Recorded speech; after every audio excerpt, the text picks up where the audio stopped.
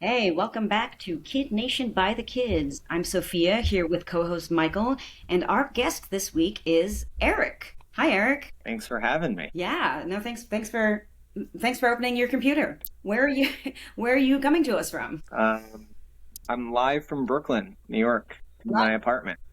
Live from Brooklyn, New York. You heard it here first, folks. All right. I talked to your mom the other day. Okay. I, What was the basis of that? okay, so of me talking to Eric's mother? Yeah, yeah. Oh, so I did not believe in anything in terms of God or other world or ghosts or angels or past lives. I didn't believe in anything. And then my cat was hit by a car in November, and she was like my soulmate. And I use that term, symbolically. I don't know if I believe in actual soulmates, but um, I went from believing in nothing to like desperately trying to like literally contact her. So I'm kind of documenting my paranormal journey. Uh, I think I did succeed with one medium in connecting with her. And I failed with a lot of others. And Eric's mother is psychically gifted. And so she, psychically gifted and very, very busy. And so she found an hour of her time to give me a call and answer some questions. Wow. That's a lot. Now you know. Yeah, that might be. Just straight in. Mm-hmm. Yeah, let's not talk about this though, because that's not what the listeners are here for. Let's talk about Kid No, Nate. yeah, exactly. It's a smooth transition. I'm reeling after that. I do have so many questions about that, but yeah, let's talk about Kid Nation. Predominantly, I mean, I think it's probably right to say both of us are mostly interested in Eric's perspective. Eric, I think we talked like during in like 2020 on the phone or something hmm like that one I time. remember it was And then deep I in COVID sometime. Yep. But other than that, like, I don't think we've really talked that much at all.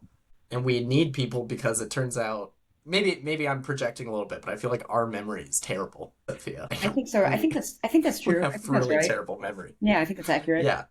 So Um, what is your like all up memory of kid? That's a tough question, but First of all, Eric, can you just give us a brief summary of the past what is it, 15 years of your life? yeah. More than that. Yeah, Yeah, I think just 18 years, I think. wow. Yeah, okay, how do I summarize? Well, I lived in Morristown, New Jersey. So I graduated from college, from high school there, and then I went to college in New York, and I've been living in New York City ever since then. What else can I tell you? I'm a social worker. That's my profession. Oh, A school social worker right now. And, uh, I play a lot of music. I've played in bands really my whole adult life. playing what? So right now I'm playing bass in a band, but I've Hmm. in other bands I played guitar and keyboards and um, doing some vocals and stuff too. So I Hell do yeah. that. Been real into like just doing stuff outside, like living in New York. It's hard being surrounded by concrete and urine all the time. So it's nice to like get out into nature a bit. So Don't I know yeah, I do a lot of like hiking and camping and stuff. Yeah, I don't know. Those are some of the things in my life. Yeah. That's All very right. cool. I'm always jealous of people like long term. This is such a tangent, but I'm always jealous of like long term residents of New York City New because York I feel City. like you end up with like some special category of like lived wisdom that is only accessible to people that live in New York for a very long time. But I think that's West Coast romanticism, I think maybe. it's amply balanced by really unpleasant experiences. Yeah, I mean, yeah, it's pure romanticism when I think about it, but I think the reality is different. Yeah. Yeah. There's a lot I love about New York, but every year I think, oh, this will be the year I leave, and then I don't. So I love it, but I think people who lived here, it's the smells and the sounds can be a lot, and that's why I'm always trying to like over. It's nice because I follow a school schedule, so I can over the summers just like spend a few months in the country. Nice. I don't know if this is a good thing to say on the air or a horrible thing to say on the air. I'll cut it accordingly. But I saw Eric when I went to law school in New York at 20. I think I saw you in like 2018 or whatever. And my last Mhm. communication with Eric was accidentally sending him a nude. I didn't know if What? you wanted to bring it up, so I'll He was a yeah. real gentleman about it. Good for you, Eric. I mean, I think you're about it the. every day of my life. Are you kidding? Worst thing I've ever done. And we could leave that in. You're the. I feel like you're the ultimate person who gets to decide whether that gets left in or not. All right, we'll talk about it later. I'll leave that to you. But yeah, oh, Oh, that's. Oh, I forgot to mention, like, I got married and I didn't. I don't know. Do people talk about? Should we talk about our personal lives? Is that? I don't know. Talk about fucking anything. Yeah. I don't know what people are interested in. Sophia might have a better notion of what people are interested in. Michael, you wanna lead the front on questions? Yeah, sure. I mean, I'm sure we'll get to like specifics, but I'm curious about Eric's. You and I, Sophia, I feel like have like a really. I don't want to insult us, but I feel like we have really milquetoast takes on Kid Nation. I feel like it was like a mostly even neutral experience. I don't really reflect on it fondly or negative. Actually, mostly fondly, but I'm very curious what Eric thinks about the whole thing and the madness. Hard to know where. That's your cue, Eric. Hard to know where to start. I mean. All right, I've got a more specific question. Yeah. All right, just diving right into it. My memory of you on the show, besides the fact that we were friends, is that you were bullied kind of horribly by Greg. Is that true? Yeah, I think I did not get along particularly well with Greg. I think I was a sensitive boy. In many ways, I still am a sensitive person, you know. We were all sensitive boys in 2007. Yeah, and you know what? Maybe Greg was also a sensitive boy, but he sure didn't show it. And I think I have, I was like bullied in middle school, and it's just a funny course of events that I eventually became a middle school social worker. But I think middle school is like a tough time in general. I was, I had trouble, like socially in middle school. So, someone like Greg who's like, bigger, older, has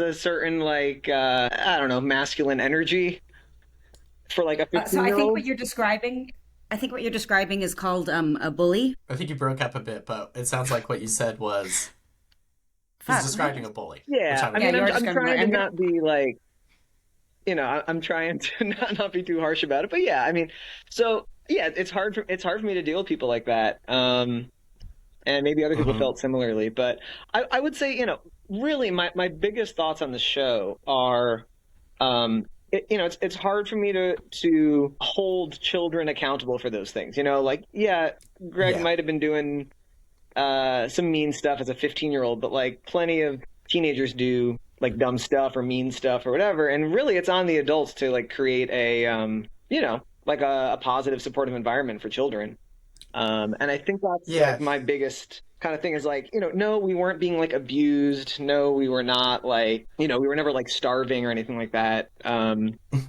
but I do kind of feel like we were put in situations where we were perhaps like emotionally vulnerable and like intentionally put into like exploitative situations. And, I think a lot of reality TV is like that. But when you're like, when you're an adult and you're choosing to enter that kind of like exploitive environment, like that's on you as an adult. When you're 14 and like what you really want is like to just make friends and just want people to like you and just want to like, really you're trying to find yourself. And then you get thrown into that kind of environment. I think that's harsh. And I think I felt that, like I saw people were struggling with like trying to figure out who they are and be liked, but also trying to do things because they know that it's being filmed. So they're trying to say and do things so that they will appear a certain way on television, And I think I just found that whole thing kind of toxic. And so it really turned me off to like reality TV for years. And it's only was kind of later as an adult where I was able to enjoy like, the camp of reality TV or view it just as like entertainment. Because for a long time I just felt too much like too much like empathy with people just feeling like kind of exploited, I guess. Yeah. I was about to say, it sounds like you're an empath and that you found exactly the right profession, so good for you. Yeah. It's one of the key things that I'm like kind of interested about is like Sophia and I talk about this more and we talk with other people on the show, hopefully more about it, is just the idea of like, I have a lot of feelings about Kid Nation. I have a really hard time feeling like I have like canonical opinions about it, even personally, because of the element that it's like, it's documented, but my memory is far richer, but my memory is from when I was 14 and 15 and everybody else was a kid as well. It's like when you add all of that up, it's really hard for me to be like, the experience was like this, and these elements were good, these elements were bad. Specifically with a thing like Greg, right? It's like, who the fuck knows what else is going on in his life in that phase? He's also incredibly young, and I also think he was an incredible asshole and a bully to people. And it's like kind of hard to like fit that all into any sort of tidy picture. Even though you would think like 18 years onward, I'd be like, yeah, I know exactly how I feel about all these things. But I mean, this is part of my. It's funny that this is part of my job now. It really was just kind of a coincidence. I ended up as a middle school social worker, and that was, that was the age that I was in 8th grade at the time.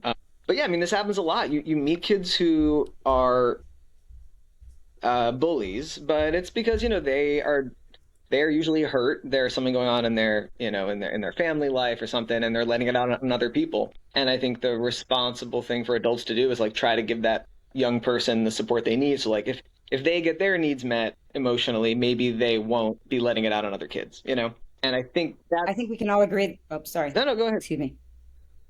I think we can all agree that's not what Kid Nation was about. Right. And so I think that's kind of like, of all the criticisms of it, to me, that is the most significant one, is like, if you're putting kids in a situation like that, and the primary consideration isn't just like, making sure that these kids are like getting what they need, that they're like being supported, their well-being is prioritized. I mean, if you want to go do like crazy challenges and have kids run around doing fun stuff, like, that's fine. It doesn't all need to be school, but there needs to be like a baseline of like caring about their emotional well-being. And I feel like that wasn't prioritized. And I remember that, yeah. Remember that big, like, the whole like the council was sitting in the middle of town and like basically doing like catcalling, and that's the other thing I think about every day. This is my reality TV moment. Yeah. When I yeah. And I do. I freaked out at them. And I do appreciate that. I think you were like trying to not be associated with that, Michael. But I just remember being pretty mad at them, like, hey, this is kind of messed up what you're doing. And then, there's this big fight about it. But I remember just being really pissed off and walking to like the edge of the set, basically where like, if you go any further, you're just in the like cattle, whatever. And like the camera crews, territory. The camera crews follow me like all the way out there, right? And it's like, obviously I'm walking away because I'm mad and I don't want to be filmed just like being mad. But that's the whole point. It's like, oh, we got to get this kid being like really pissed off, And I just remember like in that moment, just sitting there with this camera in my face, and I think I was just staring right into the lens, and just being like, why do you want to film me? Like, I'm mad. I don't want to be filmed. You're filming me anyway when I'm like, clearly don't want to be. And that was like, I think a moment where I was like, this is what reality TV is all about. Mm. Yeah. You didn't realize it before that moment? Maybe I was naive. I probably was. Definitely. I think I knew that's like, knowing something in theory is different than the practical, like living in the practical moment of it, right? Also, yeah. Like I think probably everybody came in with some sort of abstract idea of like, oh, I'm going to be filmed. It's going to be awkward. I will maybe feel exploited. But like in the moment of them shoving a camera in your face is dramatically different than imagining it. Yeah. Eric, how did you end up on the show? And what did you think it was going to be like? Yeah. I mean, some of that's just, I guess naivety, because so I was doing some like after school music program, and, they did the whole, The Search, and the director of that program said, oh, there's some thing for, they didn't tell us much about it. Right. So it was just like, if you have a talent, you can try out for this thing. So I remember going to the audition in Manhattan at a Sheraton hotel or something. And I remember them saying, you're going to build, and at least, maybe my parents this is how they were framing it to me from what they heard. Like, you're going to like be building a new society. Like, a bunch of kids are going to be like building a town together. So I really thought like, oh, this is going to be like all this teamwork to like create a society. Like, that was how I interpreted it. And I didn't really watch Survivor as a kid. Honestly, the main reality TV show I think I watched as a kid was The Apprentice, which is just wild. Yeah. So I didn't Let's really not talk about it. What'd you say? I said, let's not talk about it. Yeah. Yeah. No, that's exactly how it was posed to me Yeah. too. I thought it was like this much more like free form, like creative endeavor versus like put into like kind of like a game show framework. Right. I think I think it's starting to seem like there was an element of manipulation involved. Now it's my turn to be naive. Yeah. Because Kennedy was saying the same thing, that she was expecting to literally build a town. It had Right. been implied to her that that was Yep. part of what they were doing, But how and she much was of this? yeah. Sorry, not to interrupt you, but I something I want to talk about and ideal maybe get like a production person is so how much of this was them like how much was changed by CBS? I don't know when they sold this show. I don't know what Tom Foreman's idea was. Like was that the actual intention at some point and then it shifted, or was it just like I don't know, tell them it's this thing and it's actually different? All I know is that nobody wants to touch this with a 10-foot pole. I've been in contact with Jonathan for years, and I asked him if we could have a phone call, and he said, I don't think I have anything new to tell you. And that was his way of kindly saying no. That's what I took it as Yeah. anyway. Yeah, I mean, there is this mystery to me where um, I think if you filmed a less structured show, right, where you really just said, let's put 40 kids in the desert, we'll have it be known. We don't have to hide the fact that there's cameras there. We don't have to like do this farce, right? It's just like there's cameras, we're filming kids, there's like limited adults, and let's just see what kids do on their own for 40 days. Like I think that's a It would fascinating have been show. infinitely, yeah, Maybe even would have been more infinitely interesting more than Kid interesting. Nation, right? Way more interesting, way more interesting. And that's like the thing, you know, I'm friends with a lot of teachers, and, you know, just given my work, like I spend a lot of time with kids, and it is amazing when you give kids like a blank canvas, when you just, you know, foster creativity and like and teamwork, like it's amazing what you see, and I think people actually would want to watch that. So then that brings this question of like, why is it just that like production wise it has to be predictable? You have to know on this day we're filming these things, can't be any surprises, or is it something else? Is it some kind of belief that like Americans want to see like kids cry, they want to see conflict, like that's what it's like, a misunderstanding of what Yeah. the audience wants? Or maybe we're just weirdos, and actually that is what the audience wants. They just want to see kids fight with one another, and we're just like, you know, hippie weirdos who want to see like, I don't know, some Yeah. utopian community. The funny thing is too, like I don't even think you'd have to change that much of the show to alleviate like the bullshit of it, right? Yeah. Like you just get rid of like the weird cast system. You could have even still had like challenges, but just like collaborative instead of people broken out into like competitive teams. Right. Like you could pretty easily change the format. Totally. Like, Sophia, do you remember, maybe you were part of this conversation too, Michael, we were just getting really fed up with the way things were going, and we were saying, can we just like secede from Bonanza? Can we just like form our own little whatever, you know? And I don't remember doing that specifically, but that's not the first time I did that in my life, and it won't be the last time. So I'm glad to hear I remain consistent. right. But I'm just thinking, like, that would be like, what a crazy show. Like, you put all these kids out there, right? And then a group of them were just like, nah, we're gonna split off and be like a splinter group. Like, that would be so interesting and dramatic. And like, you choose not to do it, so you can do the challenge where they hit a bunch of piñatas and put the presidents in order. You know what I mean? Like, why do they think that Americans want to watch that? And I think they were too scared. well, Sorry, this is Yeah. I'm a terrible podcast host because I talk over everybody. So you continue, and then I will chime in. no, I just think maybe maybe it's that. So like my thinking is a lot of why reality TV even took off was because of there's like a writer's strike right before that, right?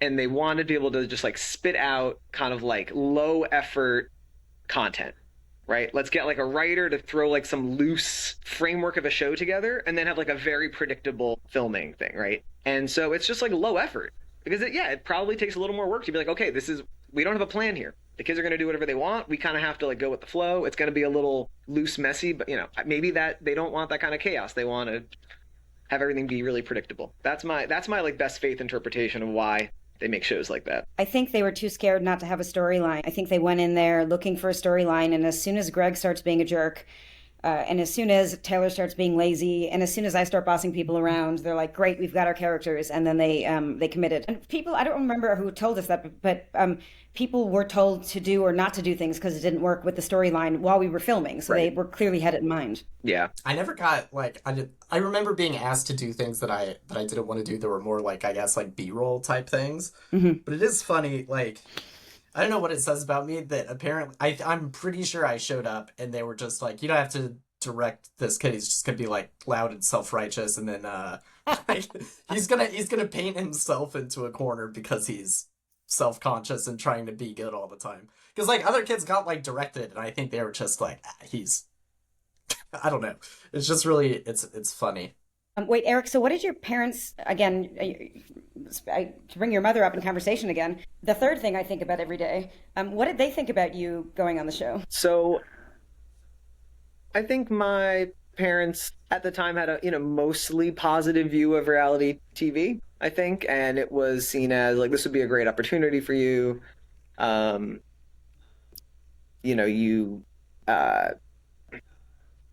kind of like, how many opportunities do people have to like be on TV, and so it was like, oh, this is such a unique opportunity. Yeah, I think that's how they thought of it. I think in general, people probably know more about the harms of like overexposure of like fame and all that now with like influencers and social media. I think that's probably like a more well-known phenomenon. At the time, like you could be like a huge child actor, but like none of us were like child actors, right? So it didn't, this model of like what's it like to have someone who's like a regular person suddenly be on TV, I think was just a little bit less common then. So maybe the concerns about what that can do to someone was like just not as well known. Well, it predicted. So I have a question for you on this point, especially since like because of the work that you do. Like are kids just like more on stage though and like exploiting each other through social media? Like I guess I wonder sometimes like is being in school like being on a reality show now with like how overexposed people can make themselves? Or like are kids experiencing the kind of shit that was like really bizarre to us just more broadly now? I mean, these are good questions. I mean, what I see is that like celebrity and fame is way more online. It's like way more diffuse, like in the same way that, everyone doesn't watch just the nightly news to get their news or just read the newspaper. Now you have, 1,000 different sources online. Some are trustworthy, some not, right?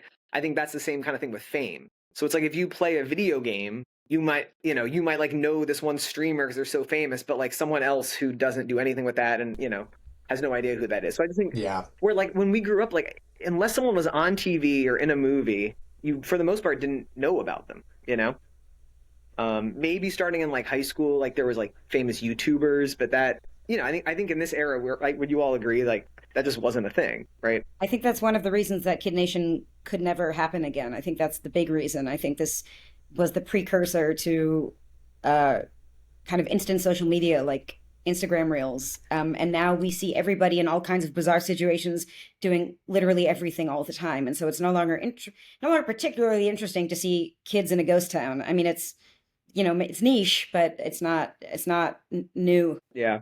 I think part of what, for me, what made the whole experience like okay was that I did it. It was like, it was weird. It was fun. There was highs, there were lows.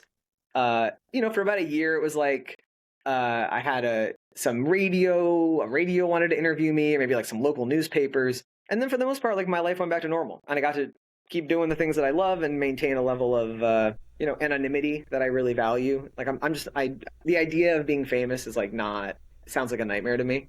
And I really appreciate that. I think that if the same thing happened nowadays, it would be much harder because then like you would be worried about, are people going to find me on Instagram? Are people going to, kind of follow everything that I do all the time? And then I'm always thinking about how I'm being perceived. And, once the cameras were off, I basically stopped thinking about that. And I'm really grateful for that because I like my life. And I think my life would be different if I was always like concerned about, how I was being perceived by the world, Well, I was the opposite. I really wanted fame from a young age. And when, my year of people recognizing me wore off, it crippled me. It crippled my ego, and it caused many emotional issues. And I think that's a big part of the decisions I made in my life, and the order in which I made them. So from the other perspective, I wish somebody had explained what it was going to be like to stop being famous. I found that to be incredibly difficult. And you did feel famous at one point, would you say? Yeah, I got stopped all the time. I got comped at restaurants. I had my 15 minutes for about a year. I still get recognized very occasionally. Huh. Maybe it's because of where I grew up. I didn't understand how rurally I actually grew up until, I don't know, maybe like 5 years ago. Like how disconnected I was. Like, it's kind of funny. One of the things I remember was like not knowing what the fuck High School Musical was, and it was like so popular with all these kids. Yeah. I was like, I have no idea what this shit is.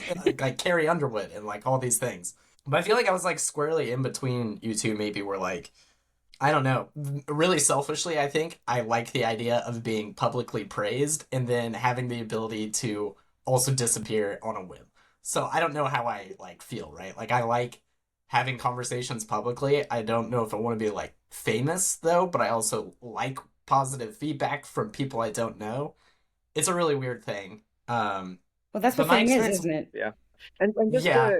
And just to clarify, like at the time, I definitely wanted the camera to be on me. Like I wanted to be famous because we were all on this show, and if the camera's not on you, it's on someone else. It means like, oh, well, they're more interesting than you, or they're more likable than you. And so it brings up all these insecurities. You're like, oh, well, I want the camera to be on me. I want, why aren't I getting the attention? So I definitely at the time, I wanted that, right? I mean, you probably felt that at times, right? Tons. That's like I never didn't feel it. Right. Yeah. My favorite day of the 3-day filming cycle was always, I think it was the second day when the camera crews just hung out with us and watched us. And I would wake up, at 6, 7 a.m., get mic'd. And the first thing I would do is seek out a camera crew. And I would just make sure I was with someone the whole time, all day. That was but I found it fun at the time. But yeah, definitely very intentional. Yeah. So I guess, just to clarify what I meant, later, I think I felt really grateful for the approach that I had, because I felt that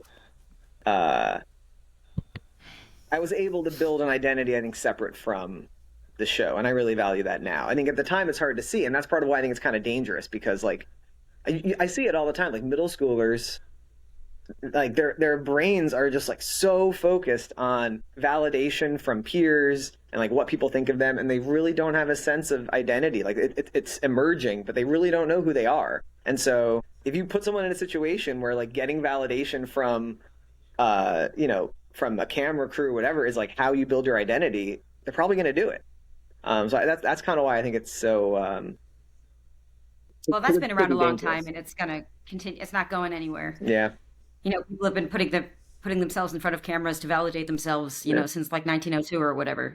I have a question for you guys. So, like, did you find like being on performing like exhausting, or did you find it like energizing? Energizing. I'm really energizing. I think what you would call on is sometimes me being on, but it's mostly me I'm naturally like very uninhibited. So I think I really, really, really like, I don't know what it is. I really like the idea of like having discussions with people in the open and having it available to other people. Like, I think I really thrive to this day, like off of conversation. And for some reason, still the idea, and like part of why this podcast is interesting and being on the show is interesting to me, it's like, so I might have like interesting conversations with people and I could hear what other people think about that conversation. I don't know why, but that's still really, really attractive to me. And I still really want to, like, on a more selfish side, I think I always want to share every idea that comes into my head, and I want to hear other people's ideas. So I think like similar to Sophia, it just felt kind of natural and energizing. Yes, Sophia. There's a sort of person like me, and I'm not saying you're necessarily in this category, but I have I have the vehement conviction that everything that comes out of my mouth is fascinating, so I need to interrupt you for the small. That's what I'm working on now that I'm 33 years old. I'm like, what if I sit on a thought? Like, what if and eventually it does go away. The world did not stop spinning because I did not say what I wanted to say.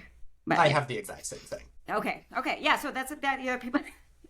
Yeah, it's just we were born that way. I think. Yeah. I don't like kind of over making myself feel bad about it. Like I think having an awareness of it and trying to work on it is fine. You know, like there's a lot. You're less obvious worse. than I am. I think. Yeah, I don't know. Like I think I'm a very inhibited person, so maybe that's the difference between us. Which, speaking of which, like plays very nicely with reality TV. I think. Like I think I've had a kind of like process feeling like very self-aware or like people pleasing. Not self-aware, self-conscious is the right way to put it, right?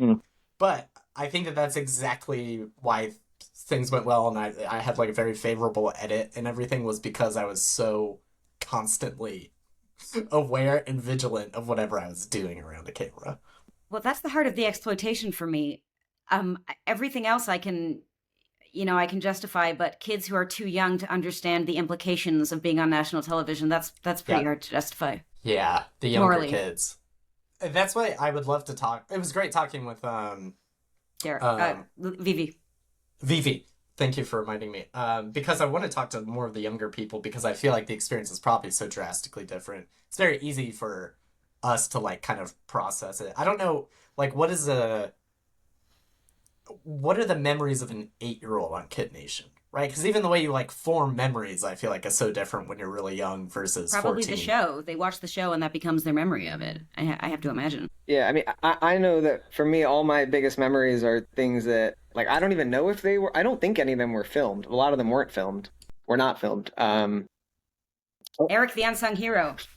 No, I just mean, like, Let's hear it. things that were, I remember we did, like, Capture the Flag with a bunch of the producers once. Do you remember that? Oh, well, do you understand why that wasn't filmed, though?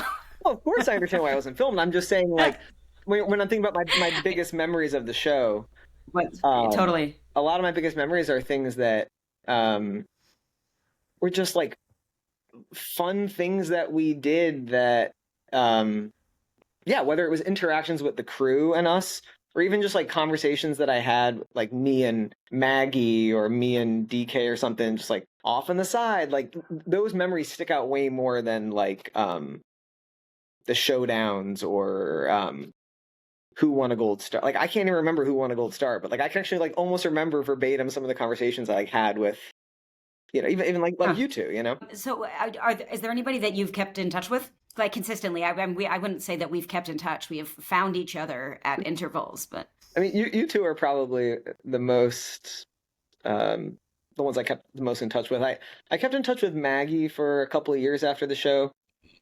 Yeah, you guys were close. I remember that now. Yeah. I think we had that common bond of enjoying hanging out with each other, but like if the cameras didn't film us, like okay, we're having a good time.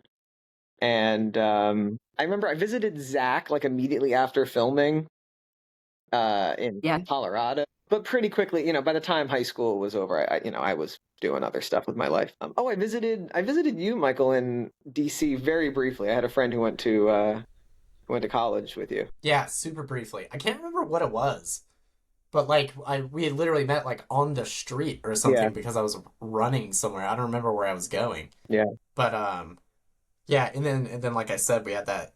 I think we almost talked for like an hour and a half, like in the midst of COVID. Shit was real boring back then. I was desperate for conversation. Yeah, I know. Not that it wasn't a good conversation. There'd be no reason to reach out in other circumstances. No, that's not what I meant. I'm just terrible at keeping contact with people. Look, desperate times call for desperate measures, okay? You know what? I'm actually really good at keeping contact with people outside of the confines of the show. As I kept in contact with people, I suddenly realized that I was hanging out with children because, you know, I turned 15, you know, the month after the show. And it's like at that age, even 1 year is like a huge difference. So when I find myself, you know, like going to meet up with 12-year-olds at Disney, it was weird. It was weird. Yeah. Yeah, that would be really strange. Yeah. So Eric. Yeah, go ahead. So you don't think about the show ever? That's just a thing that happened to you, and no, I don't. You know. No, I mean I think about the show, but I guess I'm saying I'm glad I'm actually happy the role it played in my life, which was like a weird thing I did in 8th grade that like I can think about sometimes, like it's a weird thing to bring up at a party or something, but I don't want like I'm glad it doesn't play a bigger role in my life than it does, you know? Well, as I Feels recall, like, yeah, go on. I would just say, like, it sounds very similar to how I feel, where it's like compartmentalized, but in a very good way. Feels like a very contained experience. I mean, that's just some of the stuff that freaks me out about like influencers now. Is it just seems like it's you can't really turn it off, you know? Like they're always making content. Everything is content, and that seems like a very hard way to live. Like like a lot of my life is about like compartmentalizing stuff. Like I'm a school social worker, right? So like you know, I'm having conversations with kids, and then I have to like not share those conversations with people, and then people send you nudes by accident. right, and I don't even bring them up on podcasts. You don't even bring them up on podcasts. You know, like other parts of my life, like I play music, but like you know, I'm not like promoting my band when I go to work, or, you know what I mean? So I think that's like a beauty of life, that you can have all these different parts of it, and they don't all have to like bleed into one another. But it seems like it seems like you can't really do that when like your life is 24/7 making content, you know? So Yeah. Yeah, I mean, fame is a give and take. It's a Describe your band. describe my band. right now. Yeah, I know it's a really difficult question, but give me some entry points Well, so I can we got a imagine. new album coming out October 3rd. Plug it. Yeah, it's the band's called Horseradish. My friend Melanie Berkowitz is a brilliant songwriter and singer-songwriter, Is and that because was Hiroshit taken? very good. That was a joke because Yeah, we're thank Jewish. you. Sorry, that was a Um, joke because we're Jewish, and I did the thing where I interrupted you for an unimportant thought, and I'm That's sorry. okay. I don't think Okay. I get the joke. It's like a Passover thing. Don't worry about it. We're gonna pass over that joke. Oh, okay. Don't worry. So, yeah, she's a brilliant songwriter, and yeah, it's the band's first full-length album. So it's kind of like I'd call it like alternative country, folk country, indie kind of thing. I can get into this. Remind me, and I'll post a link on the episode if you want a link to you on. Are you guys on Spotify or? Yeah, well, if the episode comes out after October 3rd, they'll be able to listen to the full album on Spotify, Yeah, well, I Apple mean- Music, wherever you stream your I things. can go back and add it. You know, that's why I said you got to remind me, but because this will likely be published before October 3rd. You Okay. know, unless yeah. And you But can yeah. pre-order it on Bandcamp, which I'm doing right now. All Let me right. ask you guys, like, how do you feel about band merch? Because we're trying to figure out band merch. Like, what merch excites you? That's a really good question. One of the most recent thing, I wouldn't do this, Eric, but I recently bought a CD through like a metal zine that I was very excited about, and it showed up covered in blood. That was exciting. Wait, the maybe not in a CD great was way. covered in blood? Yeah, and it like smelled really metallic too, so I think it might be like real shit. That was shocking. I wouldn't do that, but that's just where my brain went Wow. because that was like the wildest thing I've ever received, I think. Band merch. I just really like good designs, I guess. I own an insane amount of like band merch t-shirts. It's like the cornerstone of my wardrobe. Like, you can never So have too I'm a many complete band mark. t-shirts, right? Yeah, and they're all black because I went down the whole metal rabbit hole Mm. like post college. So I'm really working monochrome here. Sophia, what would pique your interest? Well, one of the many unpleasant things about me is that I find live music kind of boring. I've never, I've seen jazz and I've seen like the symphony, which most people would think was extra boring. And I only thought they were a little bit boring, but I don't like, I never go to shows ever, unless I'm supporting a friend. So I don't have band merchandise, but merchandise in general, I like something practical. I guess what comes to mind is like a coffee mug. That's something someone's going to use. I would say water bottle, but if it's a cheap water bottle, they might just throw it out. I would just try to find something that a key ring is practical. Whoa, nice. Make some, Should we talk about our wardrobes Well, now? because my tie-in with merch was I still have this Kid Nation hat. And do you guys have yours? I've got mine too. I've got my hat. Yeah. And I don't know where any of my shit is. It says deal with it on the back. it does. And Oh, look who came prepared for the interview. I did. So I think of like my main the thing I see in my apartment that reminds me of Kid Nation is just this hat. So just think about merch. And I don't know. I feel like Yeah. maybe there should be more Kid Nation merch. I don't know if there's any Kid Nation merch.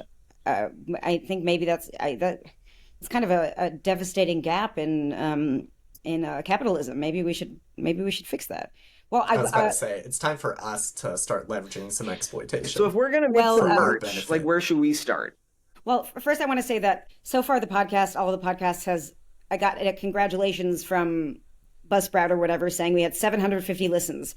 So I think we're probably going to have to like quintuple that before we can consider merch. But yeah, let's in the event that happens, go on. Would it be offensive to suggest a line of cookware for you, Sophia? Or would That's good. No. it feels very gendered, but I mean it It would is like help you boil it was pasta, right?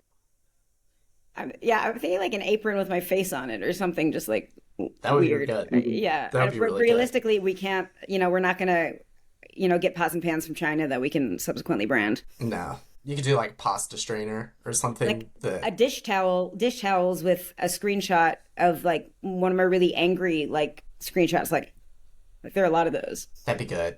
That'd be good. Good dish towel with an outhouse on it. It's also good. Yeah. It was okay. So we got the dish towel series. Yeah.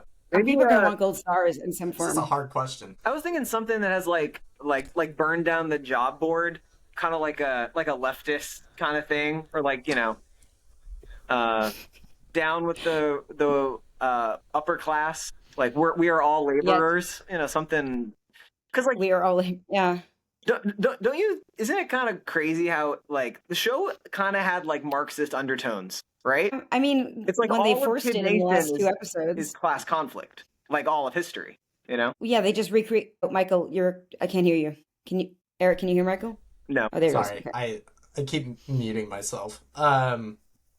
I can never figure this out. I've thought about this too, Eric. Like, did they try to like bake in some like leave the door open for these themes to emerge, Right. or is it just that this stuff is just like naturally baked into society anyway, so it crops up there? Like, I think don't it know was if it's just- intentional, but it's certainly there.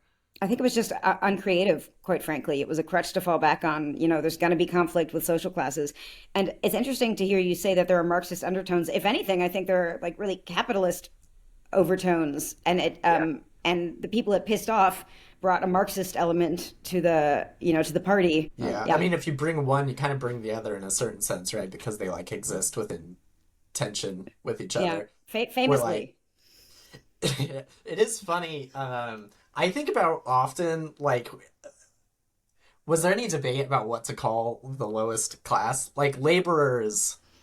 It's such a funny word to use. Like Right. the shit They kind of cleaners? say what like do the you poor, mean? Yeah, the core. The Yeah. untouchables. The or people, like right? The proletariat. Right. I really wish that we had just, like, called ourselves the proletariat. It would have been really fun. I've said this, I think, before already, but I'll say it again. Day 2, I tried to stage an uprising of the people. And so if they really want, I was shut down immediately. I was like, I think physically pulled off camera. So, it was definitely planned and controlled to that much extent. They were not, they weren't fishing for Marxism or whatever. I don't know. I probably would have become what do emperors, empire. What do empires do? Probably would become an empire if that had worked, but Yeah. I don't think, cause like I'm thinking of 2007, like the idea of like society being really divided by classes was like that was not in the zeitgeist, It was really like we're all Americans, like, whether you're rich, poor, whatever, like that's not what matters, And so like for a show to be like the main way that we're going to divide these groups, besides by like, what were we called? Districts. Aside from districts, was by social class. Like was literally like how much money you make. Like I think just even putting that out there, that because you could have like Survivor, these other things, like you could have done where you win a challenge and you get like immunity, or you get some kind of like there's some type of perk for this group over another one. But to literally make it class and then how much money you make, yeah, to me, that's like, that was a choice. That was a bold choice. It's starting to feel weirder the more I think about it and the more you talk about it. It You- is you guys are- interesting. yeah, you're ascribing such motive. I just thought it was just boring. I thought it was just someone very uncreative was in charge of that particular aspect of the show. And I wish to God we could get someone to talk to us, Yeah. which Yeah. I have tried through multiple channels and I can't get anyone. If anyone wants to chat with us anonymously, definitely open for that. Maybe it is just like a reflexive thing too, because it's you have to like bake conflict into these things and have conflict be relatively predictable and like periodic, right? To keep like the show interesting. Right. And since nobody was kicked off, they're like, okay, so the like ostracization model is out the window. What is the other thing we can use to like, yeah, I don't know. And then your people's brain just maybe goes to money from there. Yeah. What were it was laborers, kitchen, Cooks. worker, cooks. Merchants and upper class. Which cooks was actually the hardest job, I think. Like being laborers was actually not as bad as being cooks. Well, we never did. Nobody washed dishes. It was kind of unclear whose job that was, whether it was the cooks or the laborers, and that was a convenient excuse for nobody to do it. I don't think it would have been gotten done anyway. But you would have hold a lot of water, Eric. That's what I remember. Yeah, I don't remember liking the labor class stuff. I mean, I feel like the objectively most fun one was being the merchants, because like running your own store is like. Every kid's dream is like, I could just like run a saloon. I could run a candy store. I could run a toy store. Like that's so fun. I never remember being a merchant. Like I don't remember. I think it only happened for ever working in a store once or twice, maybe. Yeah, there's a reason you don't remember. Yeah. Yeah. Well, it sounds cool. I don't remember actually doing work. I remember the sting to the ego that was getting laborers again. But then I feel like I don't know what you kind of scrub around the toilet once, and I don't know, maybe it sounds like I just didn't do work. I remember a lot of that walk to get the water. Yep. And yeah, it wasn't, I don't remember that stuff being fun. And I remember like, there's a little bit of fun if they're like filming you doing it, because then you're like, oh, there's attention on me. But then you're just doing it and no one's filming you, and you're like, the crew has water bottles for thirsty. Like, this is dumb. Why are we doing that? I think that would sometimes My cat, sorry. go across my mind, Yeah, I mean, that actually is the core memory. If I have like a single core memory of Kid Nation, it's Eric, Hunter, and I using a cart to fill up this big barrel of water, and then taking it to the kitchen like every morning. Right. I don't think it was like literally every morning, but I think whenever we were in the labor class like that was the default. Yep. Like that's the thing I remember doing more than anything else. Right. Yeah. You went out again. I am curious if being on Kid Nation like affected how you see the world or see society or see conflict. Like, did it have that type of effect on you at all? Almost like on an ideological level? I mean, it bolstered my natural feeling that I was excellent. Beyond that, I'm not sure. Yeah, I guess that's your view of the world. Yeah. I don't think it changed much for me at all. I think I was already pretty like class conscious because I grew up somewhere really rural and both my parents were doctors, that I was like kind of hyper aware at a pretty young age of like having a lot more than other people. Like I grew up thinking I was like rich. I thought we were like upper class. I guess that is what Turns did out we were adjust more like a little merchants or bit. cooks, am I right? Yeah. Still living good, but then later I realized like, oh shit, there's like when I went to college, I realized there's just whole tiers to this that I was never aware of. I guess the thing that changed for me was realizing, like I did come away from Kid Nation feeling like I underestimated like coastal cultural differences. Not like one side is like better than the other, but I did think that like my experiences were so intensely different than folks who grew up in the East Coast. I remember thinking that. Yeah, I was kidding before, not to deny my egotism. I don't remember anything like really sticking with me, which is, I mean, I was shockingly easy to, sleep in beds and take showers again, you know? Yeah. It just, I don't know, it's like going to summer camp and you think these are your friends for the rest of your life, and then you forget about them as soon as you start school. Yeah. I was like obnoxiously politically opinionated when I was really young too, and I don't think I've like Me too. shifted that much. Like I kind of came into Kid Nation with a set of ideas and left Kid Nation with a set of ideas that were like more or less intact. If anything, like it's just kind of reinforced things I already I already felt, I suppose. You got have we talked about Cameo yet? Michael, you should Eric, you would hate it, but you should get on Cameo, Michael. I've been told this before, but I don't have any like social media vector for like self promotion really. Me neither. Like I I'm mean, I not. have a yeah. Do you But do people Cameo? yeah, I get I mean, probably I mean, it's picked up. It's like almost like once a month. Someone I did a friend breakup for somebody. Somebody asked me to someone asked me to like propose to their girlfriend like said like can you tell her like I have a question that's Like worth he its weight in wanted gold, you to marry his literally. girlfriend. I would have charged more for that. Yeah. I make Is like it? twelve Can dollars you and 50 cents or refuse? something. You can refuse, right? Oh yeah, Seems definitely. okay, good. Then I don't know. Maybe I would do it. It sounds like it's like kind of fun. I get a kick out of it. I mean, yeah, I don't get recognized on the street, but occasionally I propose to people's girlfriends. That's pretty cool. That's an honorable position to assume in like I somebody's was relationship. He invited me to the wedding. He found me on Instagram, invited me to the wedding. Are you gonna go?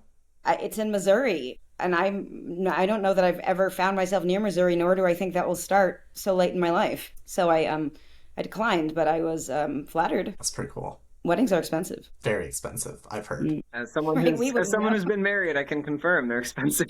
Oh, that's right. You're married. I think you're the most. Well, Michael, you're pretty adult too. You've got a big boy job, right? Got I got a big boy job. I do. I still.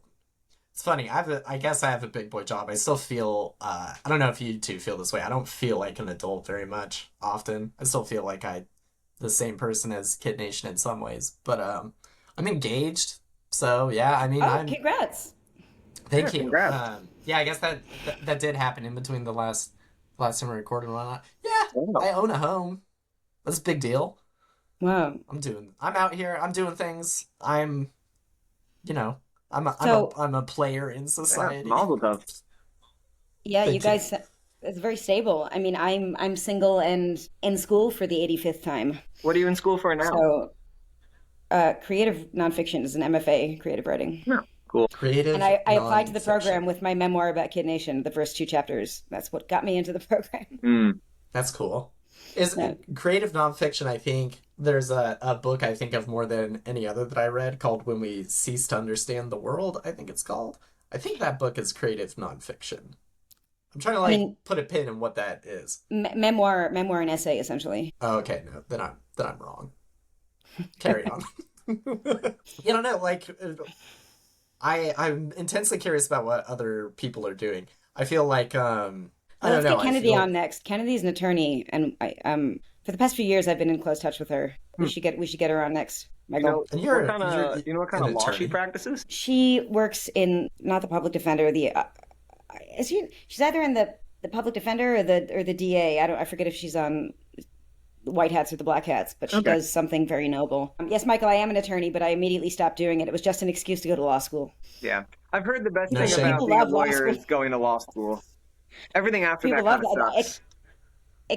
Well, I hated all of it indiscriminately, starting from the LSATs. So, Mm. yeah. I don't think I could handle it. Test anxiety. Like I legitimately don't think I could do tests anymore. I just did like a job interview that had like a take home element and then doing all the like studying for interviews and everything, and it was an intense cycle. Well, I'm excited to be a student again. Like I'm auditing a Latin class, things that I never thought I'd get to do again, now that I'm old. But I find that I have absolutely zero patience, tolerance, shits to give for like required classes, administrative things. I got kind of this condescending email from someone in the administration of the English department the other day, and it turned into a big thing because I was like, don't talk to me like that. And then, I didn't need to involve myself, but I did. What else is new? I'm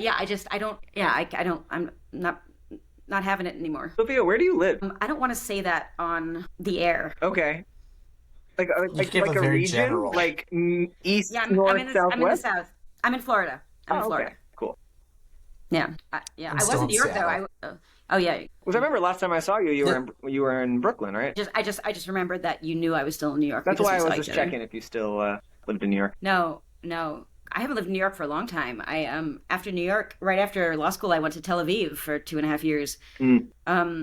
And I practiced at a couple of international law firms, and then I quit and like got an undercut and a back tattoo, and learned to ride a motorcycle. And then I came home Yeah. soon before the war started. The law school Tel Aviv motorcycle pipeline. I've heard about that. Classic. Yeah, classic. Yeah. Cliche, really. You guys know about DK's film career at all? He was on Chicago Fire, right? I knew that. He is. Yeah, he's a what? I mean, is he? He's a B-list. You know, he's a guy. People know him. Yeah. That's cool. Is he the only person who's still involved in like I don't know, like visual media type stuff? Or Camera TV? stuff. Why did I say it in such a wanky, stupid way? TV. Is he the only person still involved in TV? I think he was in. I thought he was in. Do you guys know this director Stephen Cohn? I think he was in this movie called Henry Gamble's Birthday Party, but I could be wrong. I was in Chicago for a few days recently, and I messaged him to try to meet up, and he got back to me once, but then nothing happened. But I wonder if he would come on the show. I don't think he would want to, because I don't think he's got really? great. Yeah, I think DK feels exploited in the way I was talking about, where he now has something on record for the rest of his life that he wasn't totally thinking about the person he wanted to portray himself as. Yeah. And not that he did anything bad or wrong, but I feel like we've had conversations like that. No, I get it.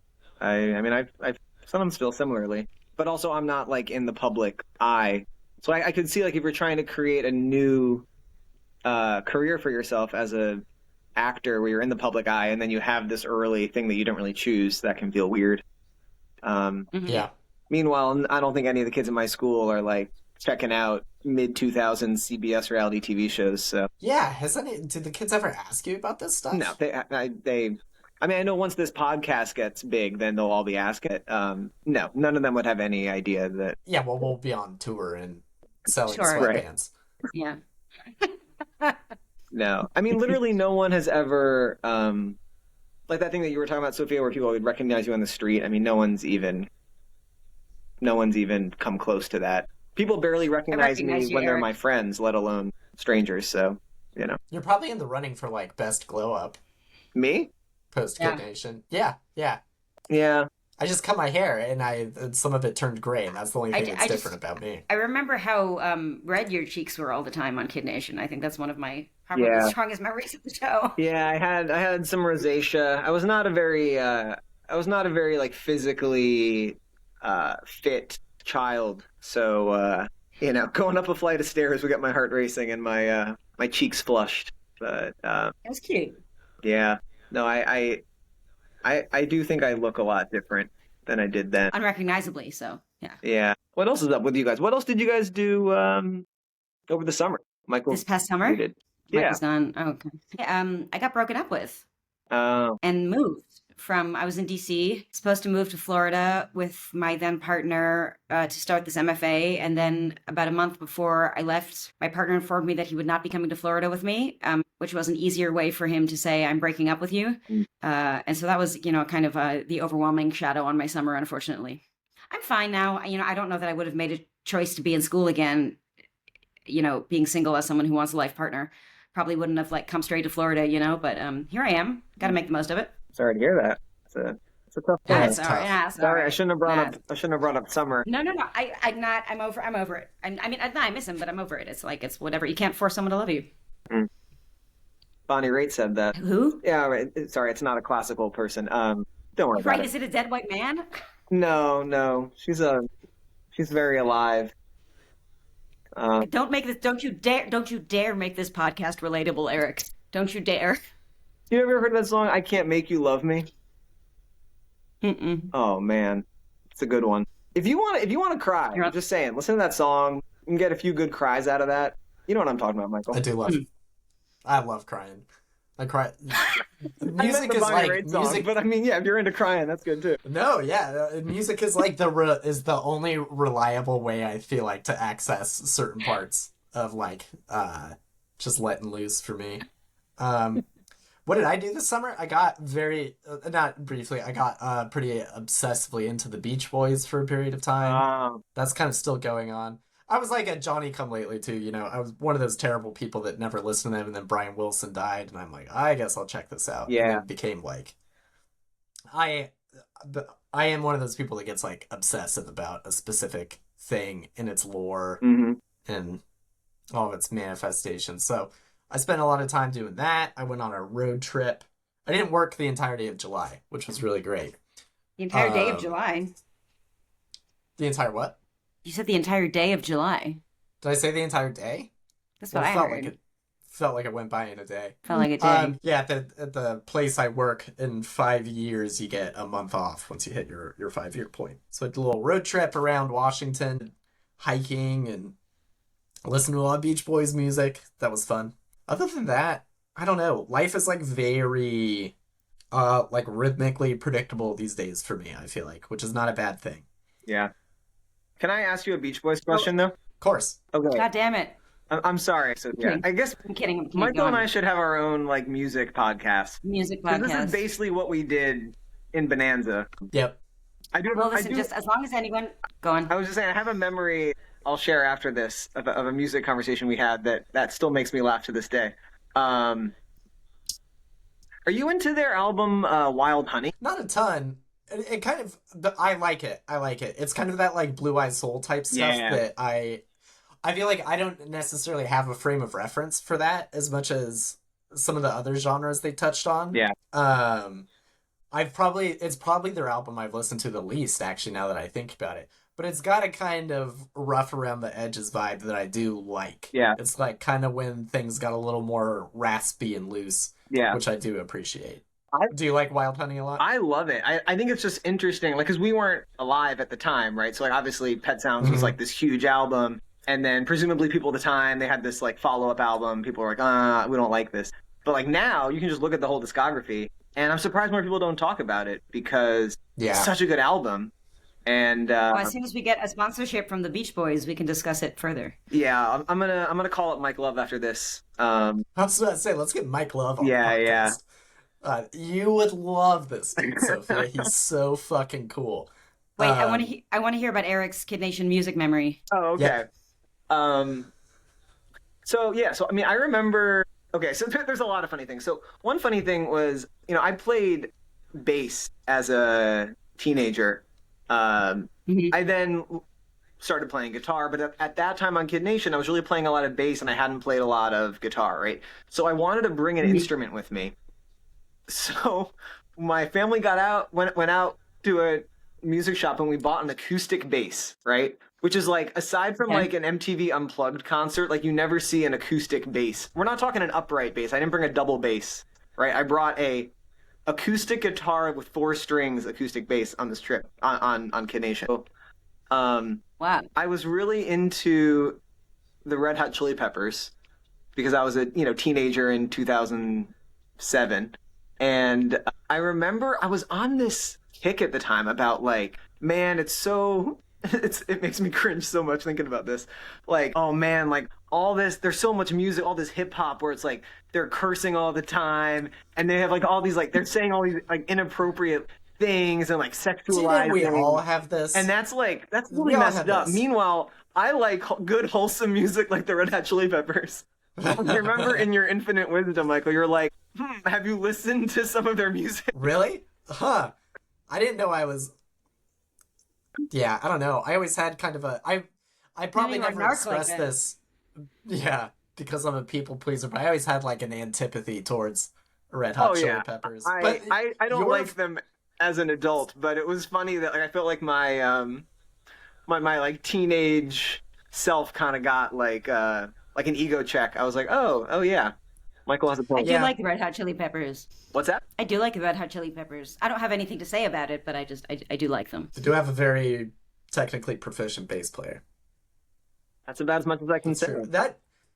That bass is another one of my core memories because I'd never like played an acoustic bass. I didn't know how to like actually play bass, but since I played guitar a little bit, right, like Yeah. one follows the other a little bit. But yeah, like it's part of why it's so great to have you on here is yeah, like that bass and talking about music with you is one of the things that I remember. Yeah. More than anything else. Yeah, no, totally. I didn't play a lot of guitar because I didn't have a guitar in my home. I think I bought my first guitar like right after Kid Nation. You play piano in the saloon a lot. I did. and the original composition Leaving New Jersey. Which is not bad. Yeah, well, that was They don't play that one. They play, but we play Bonanza Extravaganza, or is that the name of that one? we all wrote a song together called Bonanza Extravaganza. But there was this song I Yeah. played for the talent show that I recorded at the music studio where I did this after school music thing. So that's the kind of Oh, and tie-in. they just cut it out. No, it's like, it was featured for like, Is it in there? yeah, it was like 5 seconds of Oh. me playing piano during that talent show thing. I have the memory of a goldfish. It was Yeah, 18 years ago. it was a No, long time ago. but I've been writing.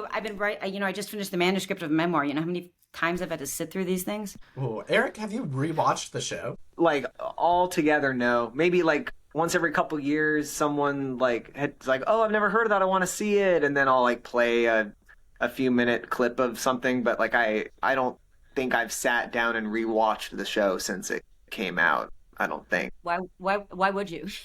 Yeah, I actually have the DVD set. A friend of mine was trying to find like a good digital version of it, and there's basically no good digital version because CBS kind of scrubbed it. So I told him I have these. Somebody bought. Oh, go ahead. Somebody bought it. I think somebody bought it and just didn't put it on.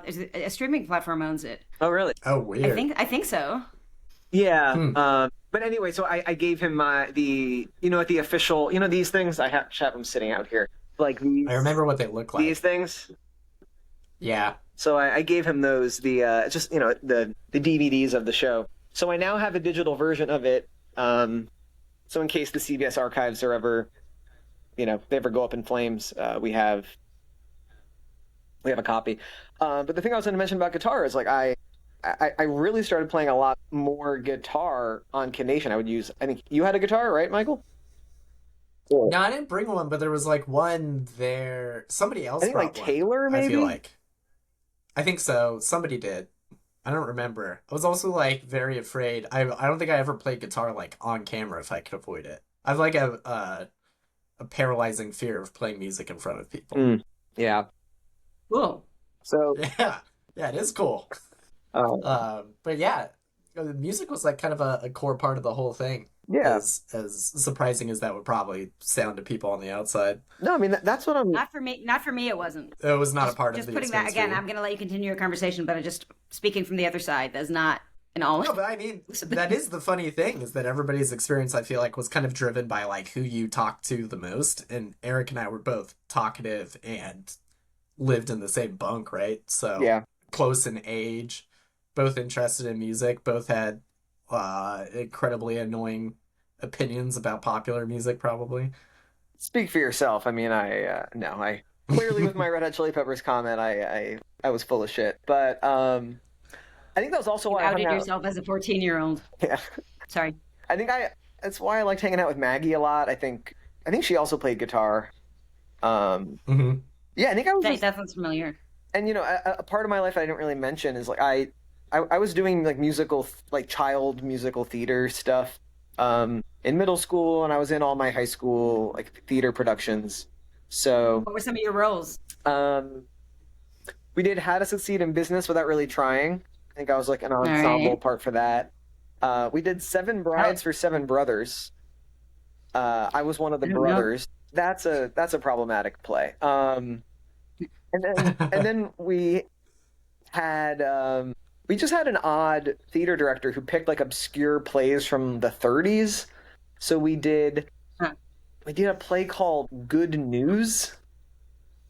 And we also did. Sounds like I would get along with your theater director. I think you would actually. I had that thought. He was eccentric. And then we also did Barnum, which is an old musical, which I think later has basically been rebranded as that The Greatest Showman thing with like who does is that like Hugh Jackman? Did he do that? Huge Ackman. Right? Yeah. Okay. So anyway, I was General Tom Thumb in that, the shortest man in the world. So you can tell I was very cool in high school. So I did a whole musical number on my knees, and they put these shoes on my knees so it looked like I was, those are my feet. And so I Classic. I danced around on my knees and then was taken off stage by a giant wood carving of an elephant. So pretty cool high school experience, you know? Yeah. Yeah. I'm surprised you still remember Kid Nation after that. That's why it's all a blur. I mean, nothing compares to High School Musical theater. No, but I think my point in bringing that up was, my way into the show was through music, and a lot of my core memories on the show was playing music with people. I remember playing songs with you, Michael. I remember, playing in the saloon on the piano and doing like sing along stuff. And and even though like I don't do music professionally, it's not my job, but like music's always been a big part of my life, and so I think like that being a through line on the show is like those are probably my most like joyful memories of it, really. Because that wasn't anything contrived. There wasn't the producers like telling us to do that. It was just like a bunch of kids, and honestly, some quite talented kids who like wanted to just be creative and play music together. And if more I think that talent show is actually like really impressive. Looking back, is one of the few times where I like did go back and watch some of the show. It was like, fuck, they really did get a lot of like talented, interesting kids. Yeah. It's just so much wasted potential, really, because if you left it more unstructured, you would have let more room for us to do those kind of things, I think. What I learned from talking to you guys and other people is just how far my head was up my ass. Like my main memory of Kid Nation is me. Like, did I form a single meaningful friendship? To contest a thing you said earlier, though, something you've forgotten is that you said music did not play a part of your experience at Kid Nation. Did it? That's false, because you could play the harmonica, and I'm pretty sure you could do The Boxer by Simon and Garfunkel, if I remember correctly. On the harmonica? Is that what I did? That sounds like me. All right. That sounds like me. I love that. Yeah, it sounds like me. Yeah, so I feel like you did have a kind of a musical experience there, even if you don't remember it. I remember I can't ruin my image. I don't want people to know I'm cool. But you also had patented dance moves. I remember that as well. I did, yeah. Which is a kind of musical expression. Yeah, I guess so.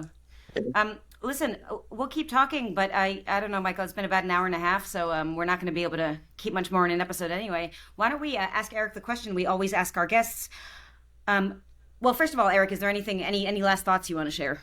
No, not really. Nah. All right. I'm just hanging out. All right. So if we can give a who should have gotten a gold star that didn't? Who are you giving an honorary gold star to? I don't know. I reject the premise of the question. No, I don't know. I mean, who I think was like really cool who didn't get enough like recognition on the show, kind of. Or really cool and should get more recognition. It doesn't really, it anybody. Could be somebody on this call. Could be somebody. It could be somebody on this call. Yeah, Sophia, I feel like it's kind of fucked up. You only got 2 gold stars. I feel like you deserve 3. It's so fucked up. It's really fucked up. No, I mean, look, I don't know about the gold star thing, because like once you throw money into it, like stuff gets weird with money. But I would say, I did have a pretty good relationship with Maggie. I thought she was totally great answer. Yeah, really good answer. She was like a really interesting person.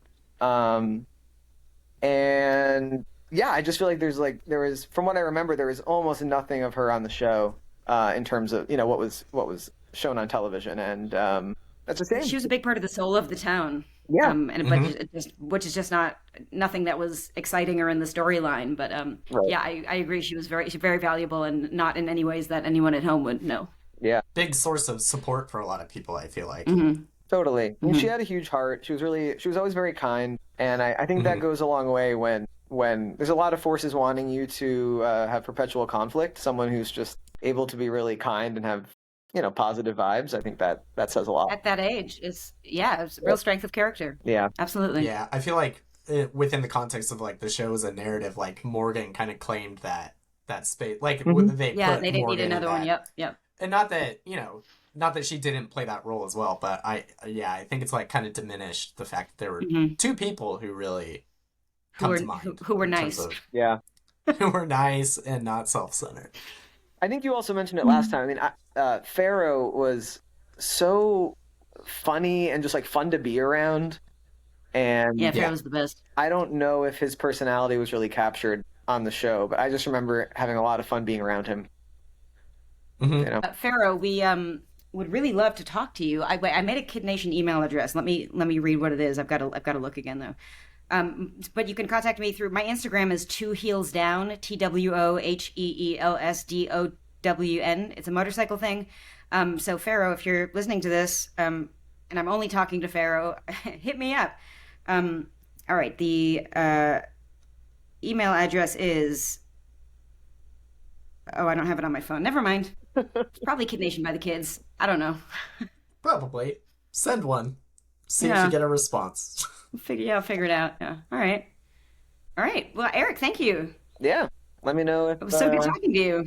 if you need another co-host sometime. Let me know. Oh my God, you could do it anytime you want. Yeah, seriously. I Yeah, think we could three more people the better. Well, I mean, within reason because we always talk over each other, and by we I mean me. But we'd be very happy to have you, become a permanent fixture or whatever you want.